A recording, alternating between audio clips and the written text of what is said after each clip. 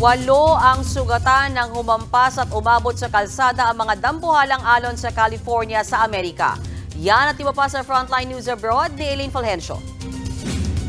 Pinapanood pa ng mga residenteng ito ang malalaking hampas ng alon sa baybay ng Ventura County sa California kahapon nang biglang nilamon ng dambuhalang alon ang nakaparadang kotse. Naabutan din ng isang lalaki. Nakatayo pa siya noong una pero tuluyan din siyang inanod ng tubig. Maya-maya, biglang lumitaw ang isa pang lalaking tinangay din ng alon. Ayon sa mga otoridad, dulot ito ng bagyo sa Pacific Ocean. Pagkatapos ng pananalasa ng alon, nagkalat sa paligid ang mga nagtumbahang puno.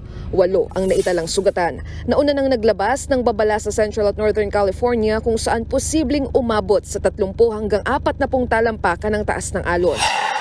Sa Chile naman, may mga pambihirang bisita na nakisali sa rally ng mga mangingista. 3 sea lion ang lumapit sa mga nakahambalang na police mobile habang nagpoprotesta ang mga mangingista sa lungsod ng Valparaiso. Ang mga seagull naman nagkumpulan sa police mobile na parabang nakikipag-usap din sa mga pulis. Hindi naman nasakta ng mga hayop.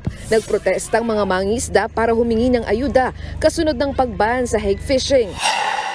Sa Russia naman, biglang naglanding ang eroplanong ito sa isang nagyeyelong ilog. Na-stuck ang eroplano dahil sa kapal ng yelo. Pilot error ang itinuturong dahilan kaya biglang napunta sa frozen river ang naturang aircraft. Ligtas naman ang 30 pasaherong sakay nito. Nagbabalita mula sa Frontline, Elaine Fulgencio, News 5.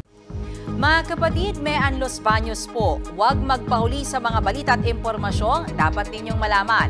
Para sa mas malawak na balitaan at diskusyon, mag-follow at mag-subscribe sa social media pages ng News 5.